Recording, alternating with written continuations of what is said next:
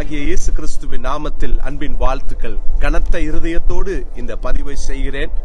Paris ஒலிம்பிக்கினுடைய இந்த துவக்க நாளிலே நடந்த சில சம்பவங்களை நினைத்து நான் வேதனைப்படுகிறேன். அது மாத்திரமல்ல, இதற்காக பேசாமல் குரல் கொடுக்காமல் இருக்க முடியாது. குரல் கொடுக்காமல் இருந்தால் அதற்கு தலைவணங்குவதற்கு சமம். அருமையானவர்களே, அந்த பாரிஸ் ஒலிம்பிக்கிலே நடந்த ஒரு மிக அவலட்சணமான காரியம் என்னவென்று சொன்னால், இந்த டாவின்சியினுடைய அந்த லாஸ்ட் சப்பர், அதாவது கடைசி ராபோஜனத்தை கிறிஸ்தவர்களுடைய மனம் புண்படும்படியாக அங்கே அதை நடித்து காண்பித்தார்கள். மிக அவலட்சணமான காரியம். ஒருவேளை இதே பதிவை, இப்படி கிறிஸ்தவர்களை அவமானப்படுத்தும் ஒரு பதிவை அவர்கள் செய்தவர்கள் மற்ற இஸ்லாமியர்களையோ அல்லது வேற்று மதத்தினரையோ செய்திருப்பார்கள் என்று சொன்னால் இன்றைக்கு உலகம் முழுவதும் கொதித்திருக்கும். ஆனால் தேவனுடைய பிள்ளைகளாகிய நாங்கள் ஆண்டுடைய சமூகத்திலே மன்றாடுகிறோம். கனத்த இருதயத்தோடு இந்த கண்டனத்தையும் நாங்கள் தெரியப்படுத்துகிறோம். விசேஷமாக இவ்வளவு அவலட்சணமாக அந்த காரியத்தை, ஒரு விளையாட்டு போட்டியை, உலகமெங்கும் இருந்து வருகிற எத்தனையோ கிறிஸ்தவர்கள் அதிலே கலந்து கொள்ளுகிற அந்த ஒலிம்பிக்ல இப்படி கிறிஸ்தவர்களை அவமானப்படுத்துவது வேதனையான காரியம். சிலர் சொல்லுகிறார்கள் இது ஏத்திஸ்டினுடைய கொள்கை என்று சொன்னாலும், எல்லா மதத்தினரையும் அவர்கள் குறைத்து மதிப்பிட்டிருப்பார்கள் என்று சொன்னால் ஒருவேளை அது ஒரு நாத்திகத்தின் கொள்கை என்று சொல்லலாம். ஆனால் இது அப்படிப்பட்டது அல்ல. இது அந்தி கிறிஸ்துவினுடைய கொள்கை. அந்தி கிறிஸ்துவின் ஆவியோடு கூட செயல்பட்டிருக்கிறார்கள் என்று சொல்வதிலே எந்த தயக்கமும் இல்லை. அது மாத்திரமல்ல, மற்றவர்களுடைய அந்த பாலியல் இச்சைகளை தூண்டக்கூடிய அளவு நிர்வாணமாக அந்த ஓரினை சேர்க்கையை அங்கே ஏற்றுக்கொள்ளும்படியாகவும் அதை ஆதரிக்கும்படியாகவும் காண்பித்த சில அவலட்சணமான காரியங்களையும் உண்மையில் அது கண்டிக்கப்படத்தக்கது.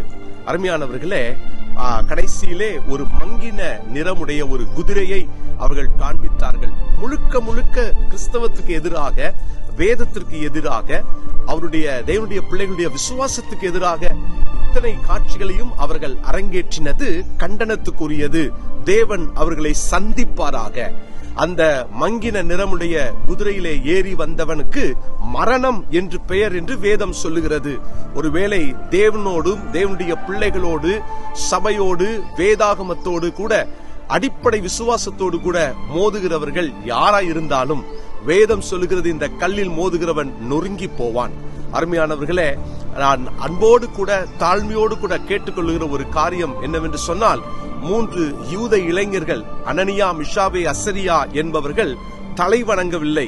ராஜாவினுடைய அந்த சிலைக்கு தலை வணங்காதவர்கள், அவர்கள் அக்கினி சூளையிலே போடப்பட்டார்கள். நீங்கள் அக்கினி சூளையை தெரிந்தெடுக்க போகிறீர்களா, அல்லது நீங்களும் பார்வையாளர்கள் வரிசையிலே உட்கார்ந்து நீங்கள் தொலைக்காட்சியிலும் அல்லது எங்க தேசம் எவ்வளவு கோல்ட சம்பாதிச்சாங்க, சில்வரை சம்பாதிச்சாங்கன்னு சொல்லி நீங்க பார்த்து ஒருவேளை கண்டுகளிக்க போகிறீர்களா? நீங்கள் அந்த 3 இளைஞர்களோடு அக்கினி சூளையா இருந்தாலும் நில்லுங்கள். இந்த நாட்களிலே இந்த ஒலிம்பிக்கை தயவு செய்து தவிர்த்து நீங்கள் தேவனுடைய சமூகத்திலே மன்றாடுங்கள். உலகம் எங்கும் பார்த்து கொண்டிருக்கிற எத்தனை கிறிஸ்தவர்களுடைய இருதயம் புண்படும்படியால் செய்யப்பட்ட இந்த காட்சிகள், அரங்கேற்றப்பட்ட இந்த அவலட்சணங்களுக்காக தேவ சமூகத்திலே மன்றாடுங்கள். அதிலே நடித்தவர்கள் மனம் திரும்ப வேண்டும். அது மாத்திரமல்ல, இதெல்லாம் அந்த பொன் கன்றுக்குட்டிகளை செய்து அதை வழிபடுவதற்கு அடையாளமாக அவர்கள் கிரேக்க கடவுளை கொண்டு வந்து நிறுத்தி இருக்கலாம். ஆனால் வேதத்திலே 1 கொரிந்தியர் 10:7 ஜனங்கள் புசிக்கவும் குடிக்கவும் உட்கார்ந்து விளையாடவும் எழுந்திருந்தார்கள் என்று எழுதியிருக்கிறபடி அவர்களில் சிலர் விக்கிரக ஆராதனைக்காரரானது போல நீங்களும் ஆகாதிருங்கள். அது மாத்திரமல்ல, அதிலே சிலர் வேசித்தனம் பண்ணி ஒரே நாளிலே 23,000 பேர் விழுந்தார்கள். அதுபோல நாமும் வேசித்தனம் பண்ணாதிருப்போமாக என்று வேதத்திலே ஆண்டவர் எச்சரிக்கிறார். இந்த நாட்களிலே இந்த ஒலிம்பிக் போட்டியை தேவனுடைய பிள்ளைகள் நீங்கள் பூரணமாக நீங்கள் தவிர்க்க அன்போடு கேட்டுக்கொள்ளுகிறேன். இப்படிப்பட்ட காரியங்களுக்கு குரல் கொடுக்கவில்லை என்று சொன்னால் நாம் ஒத்து போகிறோம் அல்லது வேடிக்கை பார்க்கிறோம் என்று நிச்சயம் அறிந்து கொள்ளுங்கள். எனவே நாம் தேவனுடைய பிள்ளைகள் இணைந்து இன்னும் தேசத்திற்காக மன்றாட அழைக்கப்படுகிறோம். கர்த்தர் உங்களை ஆசீர்வதிப்பாராக. நன்றி.